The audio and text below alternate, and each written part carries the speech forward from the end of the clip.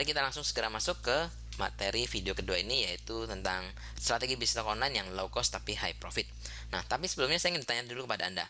Jika Anda mendengar toko online, apa yang ada dalam benak Anda? Apa yang dalam bayangan pikiran Anda? Seperti apa website toko online itu? Anda mungkin pertama-tama Anda akan teringat sesuatu yang terlintas adalah yang sering Anda lihat mungkin iklannya di TV atau lain sebagainya. Seperti Toko Bagus ya. Toko Bagus ini banyak iklannya di TV, di media massa dan lain-lain.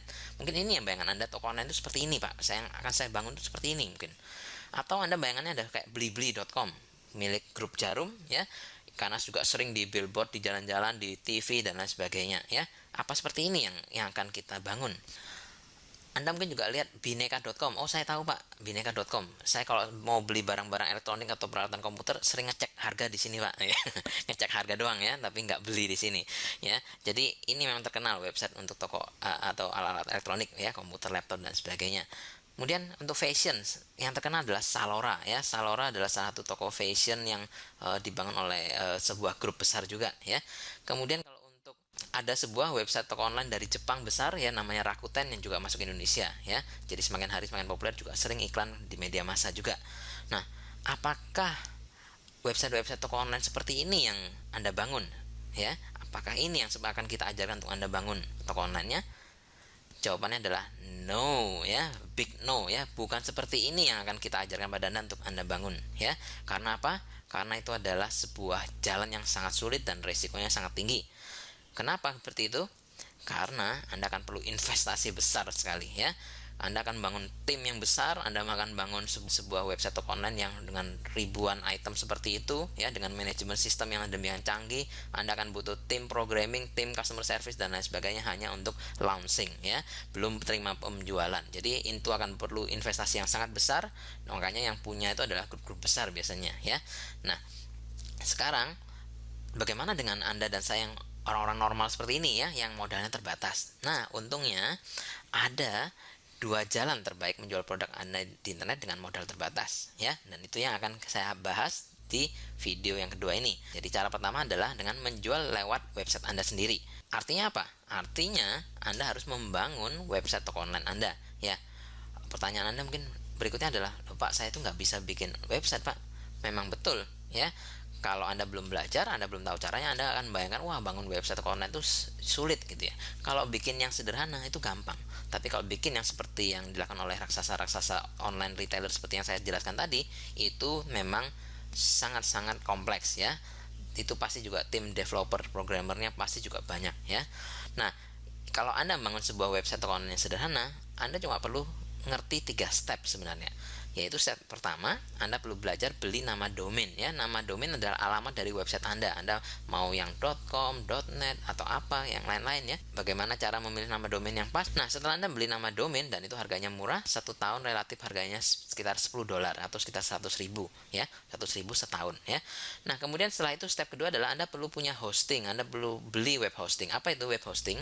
Web hosting itu adalah kayak rumahnya. Jadi nama domain itu kayak nama alamatnya, tapi kalau hosting adalah rumahnya, di mana tempat Anda nyimpan file-file Anda. Jadi file-file gambar Anda, website Anda itu nyimpannya di sebuah komputer yang terhubung di internet, dan itu biasanya kita beli jasanya di perusahaan web hosting. Web hosting banyak luar dan dalam negeri, tapi saya hanya rekomendasi biasanya yang reliable ya. Dalam negeri yang reliable juga banyak ya, tapi saya jarang punya referensi yang bagus. Nah, biasanya harganya juga Anda bisa start dari mulai sekitar $100 setahun gitu ya, atau sekitar kadang-kadang ada yang bulanan mungkin sekitar $8, $9 sebulan. Jadi sangat murah, relatif sangat murah dibanding kalau Anda bangun bisnis konvensional, bisnis tradisional ya. Jadi kalau nanti semakin banyak mengakses pengunjung Anda bisa upgrade hosting Anda juga supaya bisa nanganin lebih banyak visitor ya. Jadi step pertama cuma beli domain, stepnya kedua adalah beli web hosting untuk nyimpan file-filenya. Terus apa step ketiganya? Step tiganya adalah Anda tinggal gunakan CMS toko online. Apa itu CMS? CMS adalah singkatannya Content Management System. Itu sebenarnya adalah software script yang Anda pakai untuk membangun toko online Anda. Sekarang itu sudah berbeda dengan 12-13 tahun lalu saat saya mulai memakai internet gitu ya. Dulu buat website tuh sangat kompleks ya. Anda harus ngerti yang basa-basa, yang aneh-aneh seperti HTML, PHP dan lain sebagainya ya. Tetapi sekarang orang bisa bangun website dengan mudah.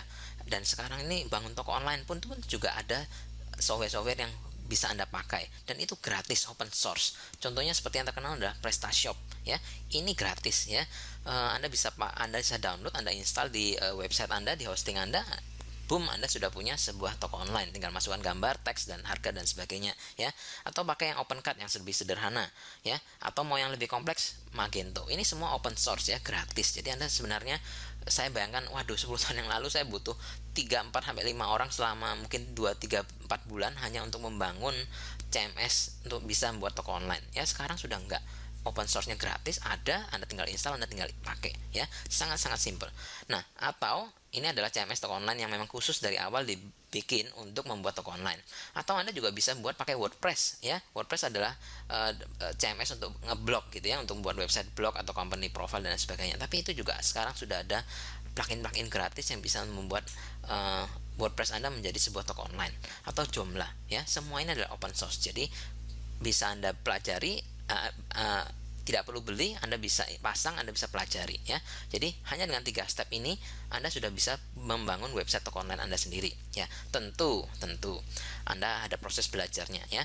Nggak ada orang yang namanya langsung bisa ngerti semua. Saya juga perlu proses waktu pembelajarannya dulu ya. Tetapi begitu Anda ngerti, Anda sudah bisa buat sendiri ya. Oke. Nah, sekarang itu adalah cara pertama, yaitu menjual barang lewat internet dengan membuat website Anda sendiri. Nah, cara kedua apa? Cara kedua adalah Anda menjual lewat high traffic site ya. Jadi lewat website yang high traffic atau banyak pengunjung. Ini ibaratnya apa? Ibaratnya kalau di dalam toko biasa ya, dalam bisnis konvensional, Anda buat toko Anda sepi ya, nggak ada pengunjung. Apa yang harus Anda lakukan? Apakah Anda hanya mengeluh, aduh mati saya ya, kayak bayi ini, amsyong bos gitu ya, amsyong tuh mati lah ya, sepi, bisnisnya mau tutup nih ya. Atau Anda berpikir gimana ya caranya supaya laku. Nah, Anda mulai pikir, dagangannya saya di toko saya sendiri sepi, gimana kalau saya membawa dagangannya saya ke tempat yang ramai. Di mana tempat yang ramai? Mungkin Anda berpikir jualannya di mall yang ramai gitu ya. Nah, kalau Anda berjual barang di mall yang ramai, tentu akan membuat barang Anda lebih mudah laku, dilihat orang, dan akhirnya laku ya. Itulah konsepnya di bisnis konvensional. Jadi di bisnis online juga seperti itu. Kalau website yang Anda bangun itu minim pengunjung, Anda akan bisa berpikir, wah kalau gitu saya bisa bawa jualan saya ke tempat website yang rame gitu kan. Nah, salahnya adalah, pertanyaan adalah website yang mana ya. Nah, untungnya saya akan menjelaskan hal tersebut, dan ada 5 kategori high traffic site yang bisa Anda gunakan.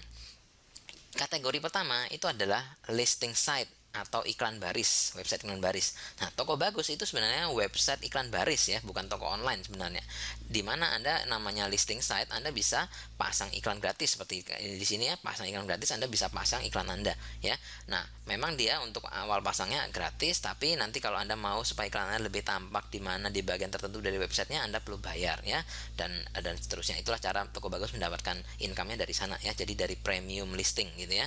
Nah, jadi ini tempat yang ramai sekali ya, toko bagus.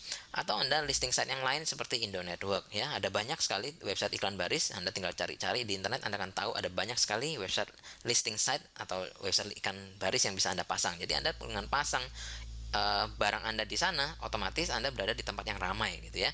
Nah, kategori kedua adalah forum jual beli ya, yang terkenal adalah Kaskus ya. Anda mungkin pasti sudah sering dengar Kaskus, di mana di bagian forum jual belinya Anda bisa pasang, mau jualan barang Anda ya, buka lapak istilahnya ya. Anda bisa majang foto yang barang Anda jual, kasih keterangannya, kontak kemana, dan sebagainya ya. Itu forum jual beli, itu kategori kedua. Kategori ketiga high traffic site apa? Adalah sosial media. Sosial media yang terkenal adalah Facebook ya. Nah, Facebook yang merupakan di Indonesia adalah sosial media paling populer, itu adalah tempat yang ramai sekali pengunjungnya, sehingga Anda bisa memajang barang dagangan Anda di sana, di Facebook. Apalagi di Indonesia adalah pengguna Facebook usernya adalah nomor 4 pada saat ini, dibuat sekitar akhir tahun 2012 itu sudah 51-52 juta users di Indonesia ya. Jadi sebuah market yang besar ya. Oke, sekarang yang keempat apa? Yang pertama tadi apa? Yang pertama adalah listing site atau website iklan baris. Yang kedua apa tadi kategorinya? Forum jual beli ya, seperti Kaskus. Dan masih ada lagi yang lain, Anda perlu cari di Google dengan ketik forum jual beli gitu ya. Nanti akan ketemu website mana aja. Terus yang ketiga tadi apa? Yang ketiga adalah sosial media, terutama Facebook ya. Nah, kategori yang keempat adalah marketplace atau pasar. Jadi ada website-website contohnya seperti Multiply. Multiply ini perusahaan asing ya, perusahaan Amerika yang memindahkan kantor pusatnya ke Indonesia karena dia melihat pasar Indonesia yang luar biasa ya. Nah, Multiply itu konsepnya adalah mempertemukan penjual dan pembeli ya, makanya disebut marketplace. Website seperti ini tuh dia bukan jualannya, itu bukan barangnya dia sendiri ini ya, dia mempertemukan antara penjual dan pembeli ya, dia jadi pihak tengahnya, sehingga dimana rata-rata orang-orang pembelinya itu transfernya bukan ke penjualnya langsung, tetapi ke Multiply-nya ya, sebagai penyedia marketplace-nya. Uang diterima oleh Multiply, kemudian dia kasih tahu si penjualnya ngirim barang ke pembeli, dan setelah pembeli nerima baru biasanya dana itu dilepas ke si penjual ya. Jadi di sini dia melindungi pihak pembeli dan penjual supaya sama-sama aman gitu ya. Nah, website-website seperti ini itu tergolong disebut marketplace ya. Cara mereka make money biasanya macam-macam. Mereka ada yang pakai iuran bulanan, ada yang sistemnya fee tiap kali ada transaksi dan lain sebagainya ya. Nah, semakin hari semakin banyak website-website yang mengarah ke membuat marketplace seperti ini ya. Satu contohnya Dino Market ini yang dia jualan barang sendiri ya, tetapi dia ada satu bagian yang disebut pasar Dino. Itu adalah sama seperti tadi, dia ini bukan barang yang dari dia, tapi penjual, Anda yang punya barang bisa buka dagangan di sini ya, disebut pasar Dino ya. Arahnya seperti itu. Rakuten juga seperti itu ya. Rakuten itu ada barang-barangnya dia sendiri, artinya dia dapat supplier, dia jual. Ada juga yang dia memberi kesempatan pada orang untuk membuka sebuah toko ya, sebuah area gitu, itu dagangannya itu dimasukkan ke sini. Jadi Rakuten ini dicampur adukan ya, bukan seperti kayak Dino Market, pasar Dino itu dipisah ya. Jadi seperti itu marketplace ya. Jadi di website di Indonesia juga banyak marketplace yang mulai terbentuk, dan ini adalah satu hot trend yang sedang terjadi, karena seperti di luar negeri Amazon itu pun juga ngarah. Dulu awalnya mereka ngelola sendiri semua transaksi, barang-barang itu semua ada di warehouse-nya dia. Sekarang makin lama dia memperbolehkan orang untuk penjual punya barang sendiri dan kemudian dikirim ke pembeli, tapi mediasinya lewat mediatornya oleh Amazon ya. Jadi marketplace adalah konsep website yang seperti ini ya. Jadi di sini tempat yang ramai. Anda kalau jual barang dengan dagangan di marketplace itu pasti laku ya, pasti ramai. Nah, kemudian itu kategori keempat. Kategori kelima apa? Website yang high traffic site. Bisa Anda tebak? Kategori kelima adalah deal site atau website diskonan ya. Yang terkenal mungkin Anda tahu adalah Distus ya. Distus.com konsepnya adalah memang di mana si penjual merchant pasang penawaran di Distus, di mana harga normalnya berapa, dia harga khususnya berapa ya. Dan karena ada orang tuh suka dapat diskonan, banyak orang juga yang kalau tertarik mereka akan beli gitu ya. Nah, si Distus dapat persentase saat ini sih kurang lebih sekitar 30% dari merchant dari transaksinya ya. Jadi kalau Anda ingin dikenal dengan cepat, banyak orang menggunakan website diskon ini untuk mendapatkan pengunjung pertamanya ya. Jadi potong harga dulu, impas break even pun nggak apa-apa, atau rugi dikit tapi jarang ya. Biasanya itu break even aja, untung sedikit aja nggak apa-apa untuk dapatkan pelanggan ya. Dengan cara itu nanti dari sana berkembang ya. Website diskon nggak cuma Distus ya, di Indonesia itu ada 10 lebih ya. Di antara seperti kayak Deal Keren, Lakupon, Diskon Heboh, Diskon.com, Grup Beli dan lain sebagainya ya. Ada banyak. Jadi Anda sekarang sudah ngerti ya, ada 5 kategori high traffic site ya. Jadi kalau strategi pertama adalah Anda membuat website Anda sendiri, Anda jual barang Anda lewat website Anda sendiri. Cara kedua adalah Anda masukkan barang Anda di high traffic site, di mana ada listing site, iklan baris. Kedua ada forum jual beli, ada sosial media Facebook, ada pasar atau marketplace, dan kelima adalah dari website diskon atau deal site ya. Nah, kalau setelah Anda melihat ini semua, yang melihat 5 high traffic site, Anda pasti, saya akan ada beberapa di antara Anda yang berpikir, kalau orangnya ada banyak di website tersebut, di 5 ini, di 5 kategori ini, kenapa kok kita tuh harus buat website sendiri, Pak? Ya, mungkin Anda bertanya seperti itu ya. Wajar Anda bertanya seperti itu. Anda mungkin pikir jualan aja di Facebook, atau jualan saja di Kaskus atau di toko bagus, kan udah beres gitu, ngapain susah-susah buat website sendiri? Masuk akal ya pertanyaannya ya. Oke, apa jawabannya? Saya selalu menjawabnya adalah Anda perlu punya website sendiri karena satu hal, yaitu Anda harus membangun aset Anda sendiri. Di dalam bisnis, Anda harus membangun aset Anda sendiri, yaitu sesuatu yang Anda kontrol 100% ya. Kalau bisnis Anda itu bergantung pada sesuatu, yaitu bergantung pada Facebook lah, atau bergantung pada Kaskus lah, apakah website itu kontrolnya ada di tangan Anda? Bukan, ya. Nggak ada sama sekali di tangan Anda. Anda hanyalah user bagi mereka, ya. Anda pengguna. Nah, tiba-tiba mereka membuat suatu peraturan baru. Mulai hari ini kami tidak memperbolehkan Anda jualan barang, harus bayar, atau harus peraturannya harus kasih prosentase, atau gimana pun lah peraturannya dirubah. Anda bisa apa?